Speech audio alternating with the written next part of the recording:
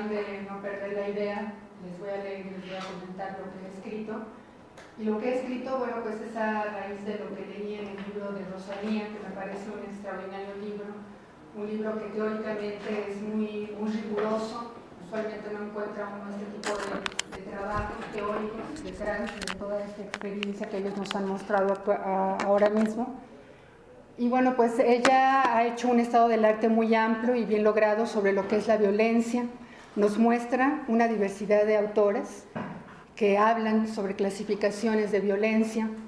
Incluso en algún momento Rosalía comenta que bueno, pues no se ponen de acuerdo en la cuestión de la violencia, pero sí me parece que nos lleva a pensar sobre la violencia como parte de la naturaleza humana. Por lo menos a mí sí me lleva a pensar en esta cuestión de la violencia como parte de la naturaleza humana.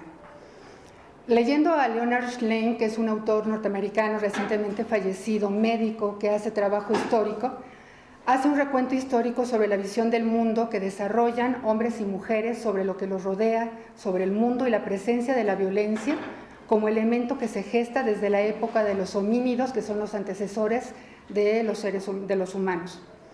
Con base en evidencias físicas e interpretaciones de los etólogos sobre expresiones de los primeros grupos humanos, esta visión se origina en el ámbito social y, como bien dice Rosalía y sus referencias, el ser hombre o ser mujer se ha aprendido históricamente, fundamentalmente en un sistema patriarcal dominante, la mayor parte de los más de 200.000 años de historia de la humanidad.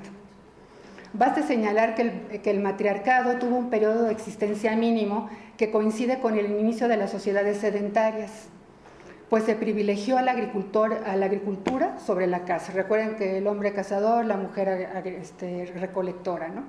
Y el culto por la naturaleza. En este periodo, en el periodo del matriarcado, las principales deidades se relacionaron con el arte, la naturaleza, el amor y eran imágenes femeninas. Estamos hablando de 3.000 años antes de Cristo. Sin embargo, este periodo termina con la lucha entre la diosa madre y sus hijos varones, quienes terminaron descuartizándola e imponiendo sobre el lenguaje oral, que era la principal forma de comunicación en el matriarcado, por la palabra escrita y sometiendo a las diosas por el poder de los dioses de la guerra, la caza, el vino. Analogía interesante, por cierto, con la Coyolxauhqui, que también es una diosa descuartizada por sus hijos. La agricultura, de acuerdo con Engels, fue el inicio de la explotación en todos los sentidos, el inicio de la propiedad privada y la explotación de las tierras, el inicio de la esclavitud y el sometimiento de la fuerza bruta sobre las mujeres, considerándolas como una propiedad. Hago referencia a esto debido a que veo en la UAM una ambivalencia. En ella se manifiestan la caza y el cultivo, lo masculino y lo femenino, en la configuración de un sistema de valores y creencias sobre lo que es la educación superior o sobre lo que se considera arbitrariamente, diría Bourdieu, una educación superior, lo que se expresa en sus documentos, por ejemplo, en los documentos oficiales, en la ley orgánica, en la legislación universitaria, en el contrato colectivo de trabajo, en reglamentos y políticas en general, pero también en los planes y programas de estudio, en la elección o selección de conocimientos, en su organización en los currículos, ya que finalmente fueron grupos de personas, profesores, quienes dieron origen a la UAM en general y a la UAM Coajimalpa y quienes diseñaron los currículos de las licenciaturas. Siguiendo a Bourdieu, es fundamental desentrañar estas estructuras y de alguna manera Rosalía lo lleva a cabo en su libro. Hay preguntas como por ejemplo, ¿cómo se relaciona lo económico, lo político y lo social al interior de la universidad? En este caso, en la UAM. Para comprender qué papel juega la UAM en lo general y la UAM Coajimalpa en lo particular, dentro del escenario de la educación pública superior. Y a la vez, cómo se articulan lo económico y lo simbólico en los procesos de reproducción, diferenciación y construcción del poder. Por otra parte, la universidad desde una visión femenina, si así puede llamarse, como una gran casa que nos acoge, como una madre que nos enseña con paciencia y nos da sin pedir nada a cambio. Nos forma para la vida, nos transmite y enseña valores, nos abre la perspectiva sobre lo que nos rodea, puede ser criticada y maltratada por sus hijos, puede ser tomada por distintos grupos, poseída y reclamada como propia por el hecho de ser pública, a lo que hace referencia hace un momento Rafael, violada en muchos casos por el tipo de agresión que sufre. Y ella subsiste y continúa su labor generación tras generación, siendo una casa abierta al tiempo. Por otra parte, es institución, es decir, es un lado masculino, es el que ordena, se estructura en jerarquías y dominios de autoridad, aunque en apariencia se hable de una desconcentración administrativa y de una organización interna más horizontal que en otras universidades. Es la que establece las reglas del juego en diferentes espacios como son el colegio académico, el consejo académico, los consejos divisionales. Es el que instruye, controla y sanciona. Ninguna universidad más normada que la UAM, por cierto. Es objeto de violencias simbólicas, expresas, objetivas, a la vez que instrumenta el ejercicio del poder institucional. Estas son pocas palabras para describir la complejidad que se da al interior de la UAM, incluyendo en esta a la unidad Coajimalpa. Apenas es un esbozo para dar un marco de referencia a actos de violencia desde el más sutil, en las formas más simbólicas hasta las más expresas, así como todas las combinaciones posibles. Pero lo más grave, desde mi punto de vista, es que en cualquier caso se vea como una violencia normalizada, es decir, que la estamos aceptando como algo que así debe ser. Es difícil hablar de UAM Coajimalpa sin hacer referencia a la UAM en su conjunto, pues finalmente somos integrantes de una sola institución y hay normatividad que nos rige a todas por igual. Sin embargo, haciendo alusión a la juventud de la unidad Coajimalpa, a la reciente ocupación de esta instalación definitiva y a que la violencia es una construcción sociocultural situada en un espacio histórico que regula y configura vínculos intersubjetivos de una forma asimétrica que se relaciona invariablemente con relaciones de poder, entonces hay cuestiones particulares que yo podría comentar. Primero que nada, quiero decirles que yo soy profesora del Departamento de Comunicación. Y bueno, pues por azares del destino yo estoy aquí como en la Secretaría y esto me ha permitido, por ejemplo, entender a la universidad o ver a la universidad desde otro punto de vista, ¿no? Entonces yo puedo comentarles, por ejemplo, algunas cuestiones que son incipientes en relación con lo que los profesores nos acaban de expresar. Quizá esto tenga que ser una llamada de atención para lo que está ocurriendo o empieza a gestarse, digamos, en algunos hechos aislados por lo pronto, ¿no? Quizá en un cuestionario como ellos aplicaron, a lo mejor salen otras cosas, ¿no? Esta es mi visión. Tenemos una población de estudiantes que están más interesados en lo académico que en lo político. Entonces están muy envueltos en esta cuestión que no sé si sea de tipo generacional, no lo sé. Yo he dado clases en otras universidades y veo que estas generaciones son desinteresadas hasta cierto punto en la cuestión política. Esto implica, por ejemplo, que desconocen lo que comentaba Rosalía sobre el reglamento de alumnos, sobre la legislación universitaria, y limita mucho sus participaciones, por ejemplo, en los consejos y en el colegio académico. O sea, se muestra un desconocimiento sobre la institución en la que estudian. Pero no solamente pasa con los alumnos, también pasa con los profesores. Particularmente en la UAM Coajimalpa, a diferencia de lo que yo he escuchado o he tenido como interlocutores en otras unidades, veo que hay un desconocimiento sobre la legislación universitaria, sobre el contrato colectivo, que desde mi punto de vista es uno de los documentos más violentos que pueda existir en el ámbito de la universidad, del universitario público. Bueno, pues ese es por un lado. Por otro lado, veo que en materia de género, pues también hay inequidad. Cuando recientemente inició la licenciatura en Ciencias de la Comunicación, a diferencia de las otras 999 escuelas de comunicación que había en el país, curiosamente había una población que era mayoritariamente masculina sobre el número de mujeres. Y no se diga en la planta de profesores. Yo formé parte del grupo que dio origen a esta licenciatura, yo me reuní con otros profesores que íbamos de otras instituciones a formar la licenciatura, y éramos 2 mujeres y el resto eran hombres. Y actualmente somos 4 mujeres y el resto son hombres. Entonces sigue habiendo pues, un dominio que no necesariamente tiene que ser o sea, no queremos cuotas, O sea, no queremos contratación para cumplir con cuotas, no nos están haciendo ningún favor. Yo creo que la inteligencia es igual en un género que en el otro. Pero sí hay una visión desde arriba que, bueno, pues evidentemente domina lo masculino sobre lo femenino, los hombres sobre las mujeres. En el caso de los funcionarios, bueno, pues podríamos decir que son un 20% mujeres, somos un 20% mujeres, salud, respecto al resto de los funcionarios que son varones, ¿no? Aquí hubo una rectora mujer, la Xochimilco ha tenido, me parece que 2 rectoras mujeres, pero no hemos tenido rectoras generales mujeres. 2 en Azcapotzalco. 2 en Azcapotzalco, claro. Bueno, en fin, en Iztapalapa me parece que no. Recientemente también he recibido alumnos, por ejemplo, que manifiestan bullying, o sea, que es una violencia que se da entre los estudiantes. Ahorita tenemos el caso muy particular de una chica de socioterritoriales que me dice ella, ¿cómo le hago? Si la legislación, por ejemplo, solamente castiga cuando hay violencia física. Sí, entonces, este intercambio de palabras o de actitudes o de golpes, así que pasan y la empujan, pues yo no tengo evidencia sobre esto, ¿no? Y la cuestión es que esta chica, bueno, pues se está retirando paulatinamente de la universidad. Ahorita estamos viendo la manera de cómo podemos ayudarla, que por cierto, nuestro defensor de derechos universitarios no ha servido para maldita la cosa, ¿eh?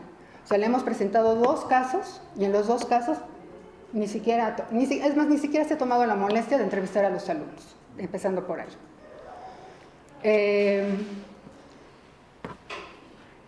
Hemos también tenido algunos casos.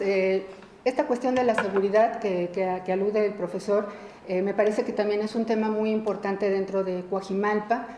Pues ha sido la sustracción, por ejemplo, de objetos es común y creo que tenemos que tomar medidas en ese sentido. Nuestro principal obstáculo es el sindicato, ¿no? Entonces el sindicato tiene un arreglo que se dio históricamente con la universidad, donde hay algo que se llama materia de trabajo. Entonces está ahí definido cuáles son sus funciones expresas. Y si su función no está dentro de ese manual, pues ellos no la hacen. Un poco lo que comentaba Rosalía, o sea, nosotros nada más vigilamos, sí, claro. En su manual no hay otra cosa más que vigilar. De ahí que manden a la gente de la tercera edad a cubrir esas plazas, que además son las más, las menores, ¿no? Dentro del escalafón del propio sindicato, ¿no? Y mejor remuneradas. ¿Manda? Mejor, es el último escalafón. Ah, ok. Sí, no, y además, en cualquier puesto de base, o sea, las remuneraciones son muy buenas en comparación con sus equivalentes, por ejemplo, en otras universidades o en otras instituciones o en empresas. Aquí por tiempo extraordinario, por ejemplo, pueden ganar más que lo que corresponde a su salario, ¿no?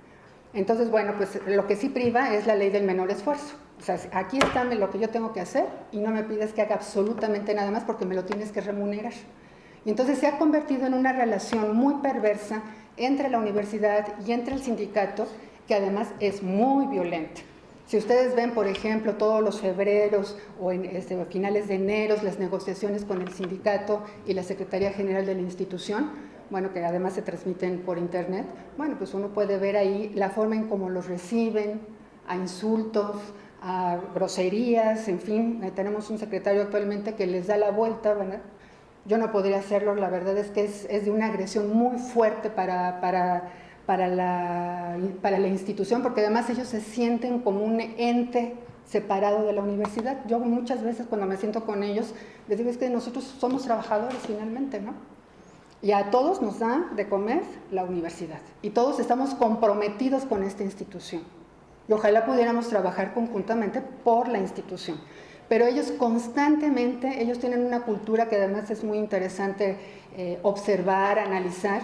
Ellos tienen cultura sindical desde que son chiquitos, lo que no, por ejemplo, estas autoridades o funcionarios de la institución, ¿no? Entonces, en alguna ocasión, por ponerles una anécdota, un trabajador de aquí de Coajimalpa me dijo, ay, es que yo crecí odiando la UAM, porque mis padres, que son sindicalizados de toda la vida, siempre me hablaron horrores de la UAM. Dice, yo me siento tan contento aquí.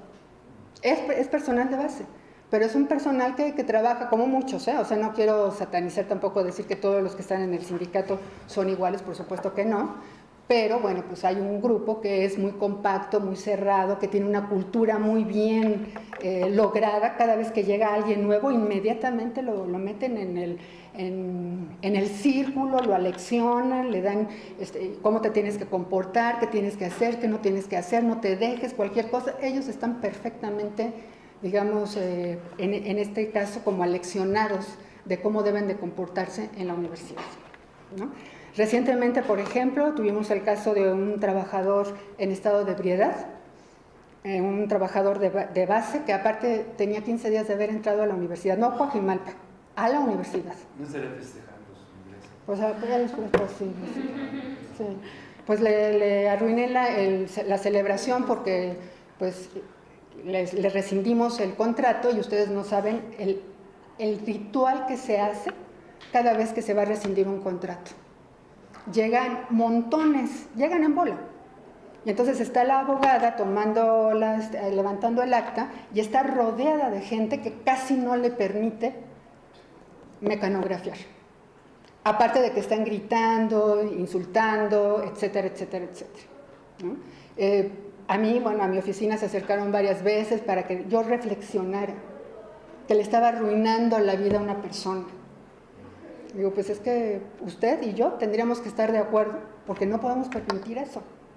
O sea, permitimos uno y al ratito van a ser muchos porque ellos hablan de algo que se llama usos y costumbres y entonces uno ya no puede ir en reversa porque en el contrato colectivo dice que todo lo que sea usos y costumbres será a favor del trabajador. Entonces, empezando por ahí, estamos tan normados que estamos en una camisa de fuerza que no nos permite actuar. Yo a veces, no sé, cuando los escucho a ustedes hablando de una simulación, pues sí, yo creo que la simulación empieza porque la misma normatividad nos ha encajonado tanto que a veces es imposible, por ejemplo, despedir a una persona, ¿no? Hay profesores, aquí tenemos casos de profesores, yo creo que en todas las unidades se da, pero que no vienen a clase, no vienen a trabajar. Eso me parece a mí de una agresión, muy violento contra sus propios alumnos. No dan asesorías porque no vienen. O hasta les dicen, no, pues, no, es que ese día no vengo, ¿no? Te doy asesoría el jueves porque ese día sí vengo. Llegan, dan su clase y se van. Entonces, pues el contrato colectivo permite muchas cosas, pero también es cierto, y coincido con lo que acaban de comentar los compañeros de la mesa, es que todos somos corresponsables. Entonces, si el profesor falta, es porque los alumnos lo permiten. Evidentemente, si hay un miedo, de pronto, ¿qué me va a pasar? No va a pasar nada, ¿sí? Porque la desobediencia reiterada es una rescisión de contrato y se acabó. Y yo creo que así como se violenta el contrato por parte de los trabajadores, se violenta por parte de los profesores, que de pronto desde una posición de mayor conocimiento, de un aparente raciocinio, etcétera, etcétera, somos, no me quiero, porque yo no me encuentro en ese grupo y lo digo claramente, nunca lo he hecho, pero creo que estos profesores de pronto son más astutos para darle vueltas al sistema y terminar haciendo lo que se les pegue la gana con esta institución que ha sido tan generosa con todos nosotros, ¿no? Violencia en el noviazgo, sí hemos tenido casos de violencia en el noviazgo, pero también no hay manera, usualmente de hombres a mujeres, no ha habido manera de que se levante un acta. Hemos tenido un caso también por ahí de violencia entre esposos, que son trabajadores, donde el esposo llegó a golpear a la trabajadora dentro de las instalaciones y ella no quiso levantar cargos y se retractó y no pasó a más. Y yo siento, tristemente, yo siento que hay muchas cosas que ya no tienen solución, que ya la violencia está tan arraigada en nosotros, en nuestras vidas, desde las raíces. El propio Schlein, por ejemplo, él señala que hay cuestiones fisiológicas que predisponen a las personas, a los seres humanos, a la violencia, que todo es violencia. Rafa, yo no sé si lo interpreté bien, pero creo que todos en algún momento ejercemos un tipo de violencia, más matizada, más simbólica, si quieren, ¿no? Afortunadamente, ¿no? Pero finalmente ahí está, latente. Pues yo no sé realmente qué más podría decirles. Yo creo que hemos hecho algunas cosas que de alguna manera... ¿Sí, no? Sí lo leí. Claro que lo leí. Otro caso, ¿eh? Que lo lean, claro. Otro caso que es muy, muy delicado desde mi punto de vista en Coajimalpa, es la violencia que de alguna manera la falta de respeto que se está dando en el comedor, por ejemplo. Los muchachos se quejan horrores de los comedores. Ojalá fueran a Iztapalapa o fueran a Azcapotzalco y vieran las condiciones de los comedores de estas unidades. nada más digo eso. Por otra parte, los alumnos agreden de una manera muy fuerte. Yo no sé si aquí los chicos que les ha tocado ver cómo agreden a la gente, a los trabajadores, a las trabajadoras. Les dicen gatas, les dicen tú no sirves para nada. Una vez le aventaron una moneda a la cajera y le dieron en la cabeza. Bueno, ha habido agresiones muy fuertes y la gente de base, por lo menos la del comedor, ha aguantado, ¿eh? Incluso van conmigo, que han sido muy solidarios, porque con el número de trabajadores que nosotros tenemos no podríamos sacar comidas.